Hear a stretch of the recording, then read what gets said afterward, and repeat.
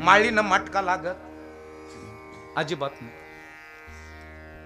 एकतर आमच्या गावातली म्हातारी तर तिच्या सुनालाच घेऊन आली माझ्याकडे, म्हणजे बाबा हिला माळ घालतो का? मी म्हणलं काय झालं हिला आता? ते म्हणा बाबा मस इष्टेक हे इष्टेक मरणाची इष्टेक आहे, पण पाय ना देवानी कसं केलं. म्हणलं झालं काय? हिला 4 फिंदऱ्या झाल्या बाबर का डंगरी. हिला 4 फिंदऱ्या झाल्या बा, पोरग व्हायना काय व्हायना, आता 7वा महिना चालू आहे. मी म्हणलं मग तिला माळ घालितो का? मी म्हणलं मग कमून? झालं पोरग. माळीना पोरगा होत नाही, आणि झालं असता तर मला पोरी झाल्या नसत्या.